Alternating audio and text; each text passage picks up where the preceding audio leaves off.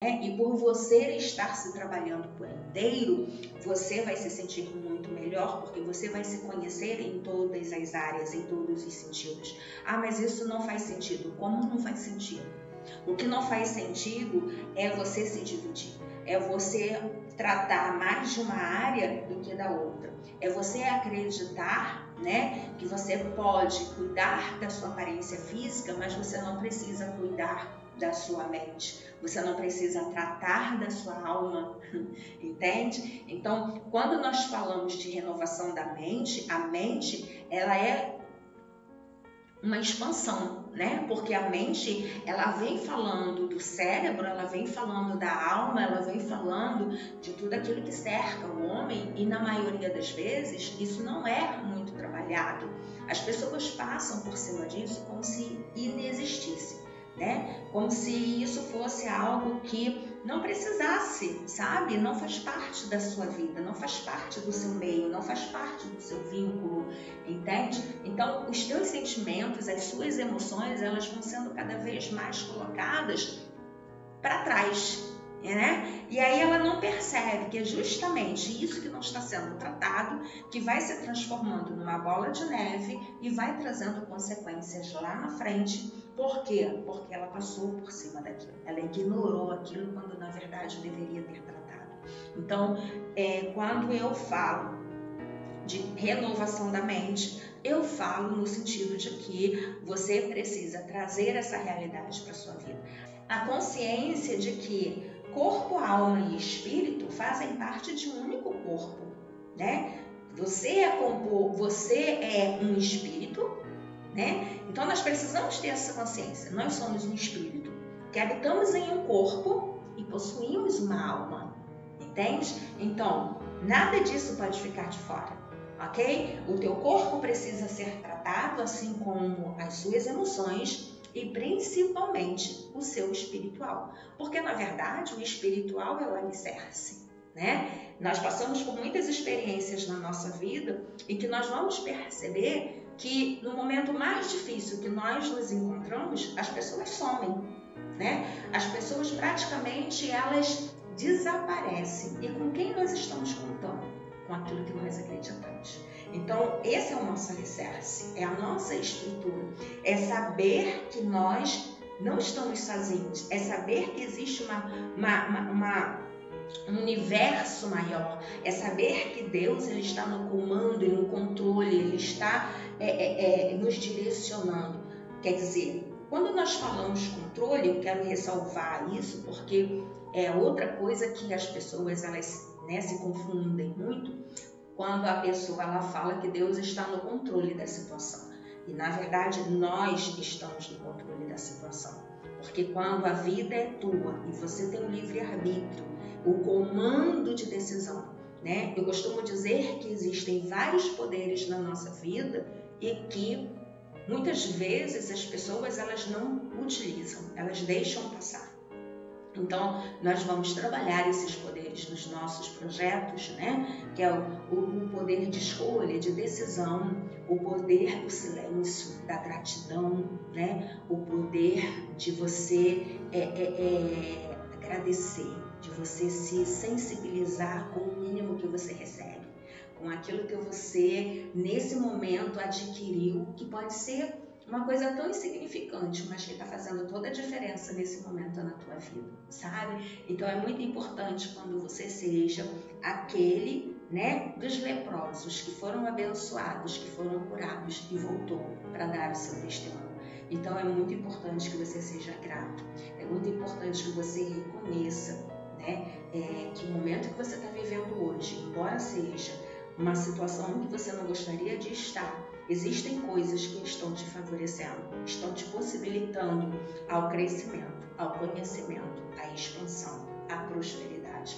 Só que você precisa ter esse olhar, você precisa direcionar esse olhar justamente para um âmbito mais abrangente. E quando as pessoas elas estão passando pelo processo, geralmente elas estão focadas no problema, elas estão focadas na circunstância, na situação e não naquilo que esta situação está trazendo para a sua vida ou pode trazer para a sua vida.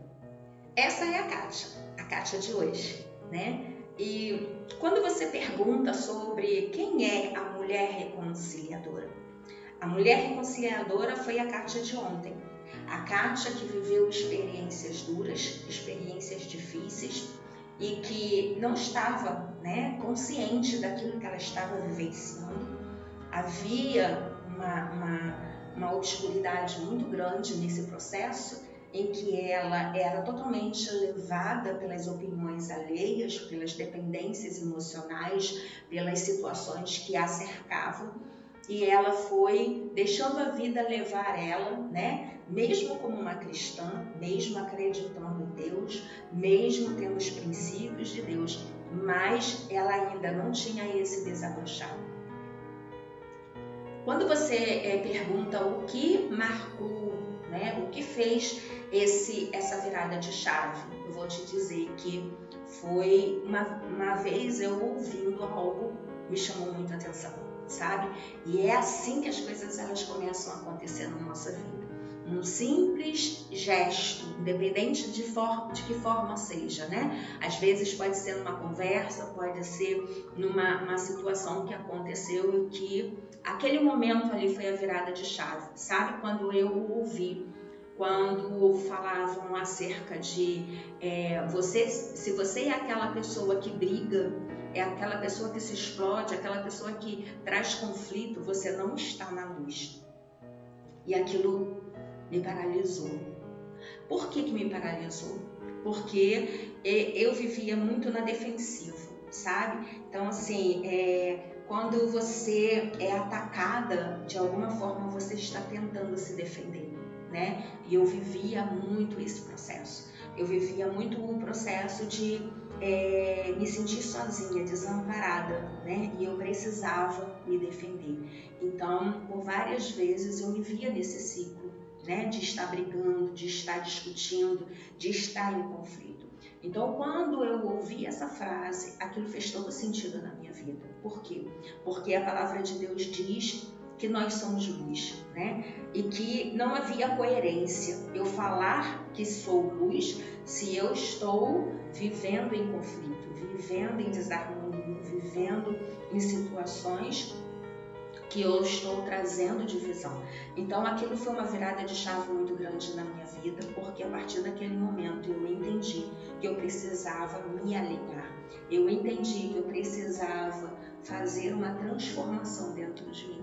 E aí eu comecei a buscar esse processo. Comecei a compreender que as pessoas de fora não poderiam interferir na minha vida, não poderiam interferir nos meus pensamentos, nas minhas decisões. E muitas vezes as pessoas elas se encontram em dificuldade hoje porque elas estão aprisionadas justamente nesse ponto de partida, sabe? Por quê? Porque você veio de uma crença, né? Já de antepassados, aquilo foi transferido de uma forma em que você absorveu tudo isso sem questionamento, sem, né, nem mesmo tentar compreender se aquilo faz sentido na sua vida. E aí aquilo foi uma virada de chave na minha vida, por quê? Porque muitas vezes eu ouvia da minha mãe, né, que o que confortava o coração dela era que eu vivia o mesmo processo que ela. Ou seja, eu estava sendo tão infeliz quanto ela era.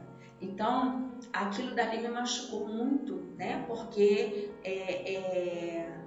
eu como mulher, eu tenho uma sensibilidade muito grande no que diz respeito à mãe, né? Talvez por eu ter criado as minhas filhas sozinhas, talvez por eu ter vivido tantas experiências sem a ajuda de terceiros e principalmente assim família do meu lado. Então, assim, eu valorizei muito isso. Eu valorizei muito o que é ser mãe, o que é, né, ser essa leoa de cuidar, de proteger, de amparar. E em nenhum momento eu gostaria de fazer esse tipo de reflexão com uma das minhas filhas. Então aquilo dali também me chamou muito a atenção. E eu comecei, né, juntar tudo quebra-cabeça, tudo aquilo que estava, sabe, picado, desalinhado, tudo aquilo que estava precisando ajustar, precisando ser colocado cada coisa no seu devido lugar.